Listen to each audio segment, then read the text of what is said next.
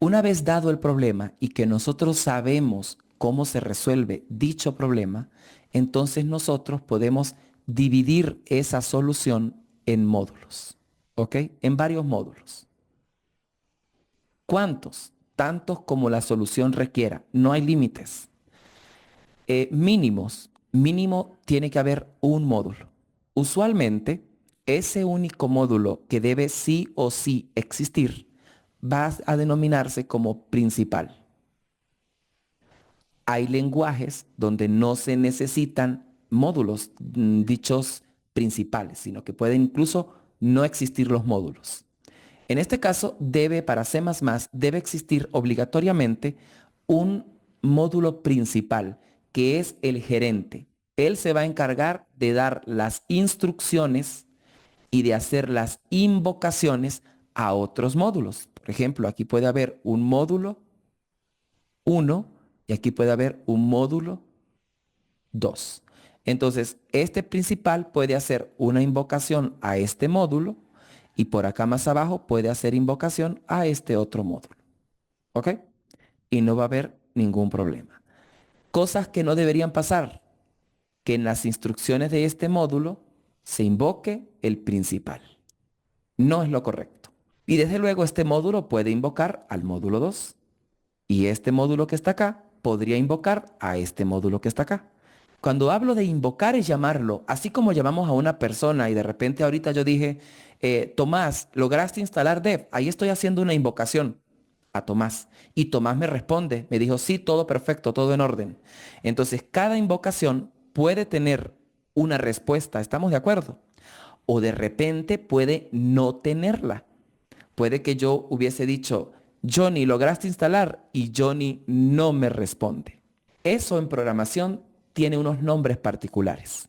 Cuando un módulo responde, se denomina función. Y cuando un módulo no responde, se denomina procedimiento. Atención, no estoy diciendo que un módulo tenga la potestad de decidir si responder o no. Ese no es el caso. Es que en su definición, un módulo puede ser un procedimiento o en su definición puede ser una función. Si es una función, la función la va a caracterizar el hecho de que devuelve un valor, un resultado, devuelve un único valor, uno solo, no puede devolver dos, solo uno. Y los procedimientos tienen una característica, que es que no devuelven nada. ¿Ok? No devuelven nada. Ellos solo hacen instrucciones. Un procedimiento es, por ejemplo, si nosotros le pedimos a alguien, supongamos que gestionamos un restaurante y nosotros le pedimos, somos el gerente, y le decimos al mesonero o al ayudante o a quien esté allí, encargado para eso, por favor, limpia el piso. Nosotros no estamos esperando que la persona, que el subalterno, me indique respuesta, sino que se vaya y limpie el piso. Ahora, si yo a este mesonero, yo le digo, por favor, tome la orden de la mesa 7. Entonces, yo me voy a quedar esperando a que el mesonero regrese con la orden de la mesa 7 para poder procesarla. Entonces, en ese caso, el mandar a limpiar el piso sería un procedimiento nada más. Yo no espero resultados. Bueno, aparte de que espero el piso limpio, por supuesto, pero no me tienen que devolver una respuesta a mí como ente invocador. Mientras que cuando yo pido la orden de la mesa 7 para que vayan y se ejecute y me la traigan, yo estoy esperando un resultado que es la orden. Un único resultado, la orden. Y esa sería una función. En la vida real, desde luego, nosotros podemos invocar funciones que devuelven varios resultados. Pero en el caso de fundamentos para C++, solamente vamos a poner por el momento que devuelve un único resultado. ¿Cuándo utilizar un procedimiento y cuándo utilizar una función? Ya esto va a ser propio de nuestra lógica, de nuestra intuición, hay que desarrollarla para poder empezar a darnos cuenta cómo funciona el paradigma modular. Pero por el momento es fundamental entender que Los programas se van a dividir en módulos. De estos módulos existirá uno denominado principal. La única forma que este deje de existir es que se acabe el mundo, porque ya no tendríamos que hacer más programas, ¿verdad? Entonces el principal va a existir sí o sí. Y estos son opcionales, pero en este caso, opcionales teóricamente, pero para el curso no son opcionales. Hay que hacerlos porque eso es lo que tenemos que aprender, cómo gestionar estos otros módulos. Debemos entender que desde un módulo yo puedo invocar a otro módulo. Y si es un procedimiento, no me va a responder nada, pero si es una función, entonces es como que la flechita es de ambas direcciones. Me responde. ¿Sí? Eso lo vamos a ir matizando ahorita. ¿Cómo es un módulo en C++? Lo que sabemos es que un módulo va a resolver un pedacito del problema, un problema completo, pero más fácil.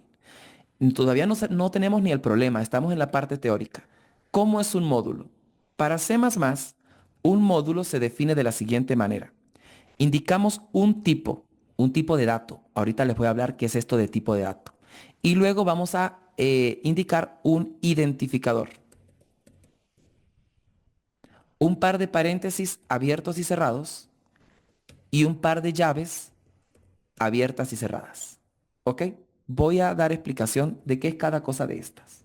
Cuando nosotros estamos haciendo programación, necesitamos modelar el mundo natural o necesitamos modelar el problema que a la final pertenece al mundo. ¿Quién se encarga de modelar las cosas? La matemática. Entonces tenemos que tener un conocimiento por lo menos básico de matemáticas. El tipo, cuando nosotros hablamos de tipo de dato, es para poder saber qué tipo de dato va a gestionar, en este caso, el retorno de la función o el procedimiento. Los tipos de datos son los que podemos ver naturalmente en matemáticas de toda la vida y que me permiten gestionar o modelar características de un problema. Por ejemplo, si yo estoy gestionando, si yo quiero estudiar el número de hijos que tienen las mujeres, yo quiero estudiar eso. El número de hijos que tienen las mujeres. ¿Cuáles podrían ser los números posibles para para esa característica? ¿Podría ser -1? No. ¿Podría ser 100?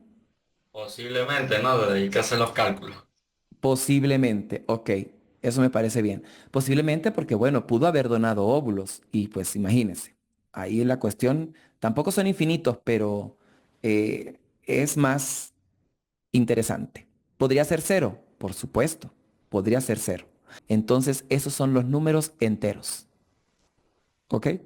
Que en matemáticas se simbolizan con una Z. C++ los conoce como int. Así él sabe que es un entero. ¿Se entiende cuáles son los enteros? Los enteros son los números que no tienen parte decimal, que pues son los positivos, los negativos y el cero. 1, 2, 3, 4, 5 hasta el infinito, -1, -2, -3, -4, hasta el menos infinito y el cero incluido. Entonces, este tipo de dato me modela esto, porque no tiene sentido que alguien llegue y yo le pregunto, estoy haciendo una encuesta y le pregunto a alguien, señora María, ¿cuántos hijos tiene usted? Entonces me dice 2,74. Eso no tiene sentido de ninguna manera, porque una persona, en este caso un hijo, es hijo o no es hijo. No hay para que sea, no, es que es hijo en un 78%. No, o lo es o no lo es. ¿Que es discutible todas estas cosas? Sí, pero a ver, ubicándonos para poder tener ese tipo de datos. Hay otros tipos de datos, por ejemplo, si nosotros estamos en una empresa ganadera y vamos a hacer un censo o un balance del peso de las vacas que tienen allí, de las vacas y los toros que tienen allí, entonces yo tengo que pesar la vaca o el toro. Y una vaca, pongamos que pueda pesar 480,72 kilos. Bien, no va a pesar como un entero, van a haber decimales. Incluso no nos vamos a cosas tan pesadas. Supongamos que nosotros distribuimos queso. Este queso tiene un peso que pesa menos, ¿verdad? Puede que un queso pese 3 kilos 332 gramos. Entonces, en este caso se hace necesario, ya no podemos representar ese dato con enteros. Necesitamos utilizar los reales. ¿Sí? que en este caso los reales, en matemáticas le damos una R especial para ellos, y en C++ tenemos de dos tipos, float y double. O sea, lo puedo representar de estas dos formas.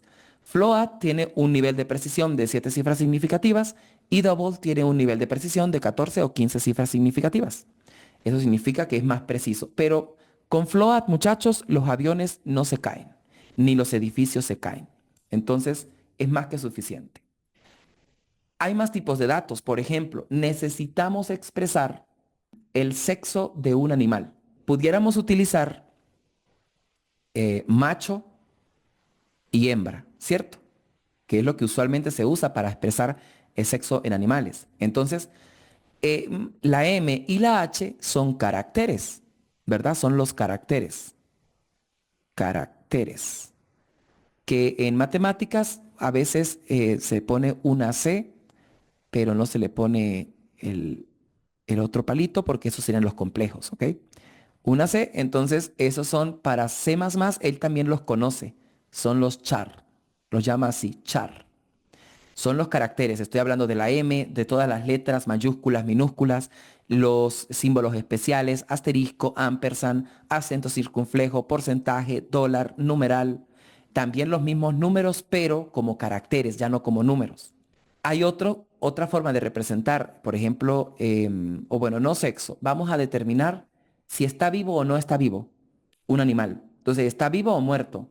Eso lo pudiera representar como verdadero, como un verdadero o como un falso. ¿Sí? Está vivo, verdadero. Está muerto, falso, que está vivo, dejó de vivir. Entonces, este tipo de dato es un dato que se conoce como un dato booleano, bien, porque solamente tiene dos valores, verdaderos y falsos, un dato lógico, en español sería lógico. Entonces, este tipo de dato también lo conoce el computador. Este tipo de dato es un lógico, lo podemos catalogar con una L, y para C++ él lo conoce, es un bool. Bien, entonces, estos que están acá, muchachos, son los tipos de dato simple que el computador conoce. Simples. Y con esto nos vamos a quedar por la clase de hoy para no empezar a ahondar en tipos de datos compuestos que son un poco más complejos. Hay que entender estos. Observen que cada tipo de dato viene de una necesidad particular para poder hacer modelado. Y usted va a tener que decidir qué tipo de datos sería el conveniente.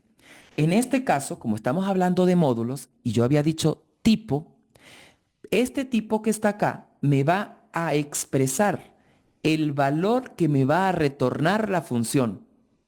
Por ejemplo, si la función me va a retornar el número de hijos de una mujer, pues entonces el tipo tiene que ser entero, ¿sí?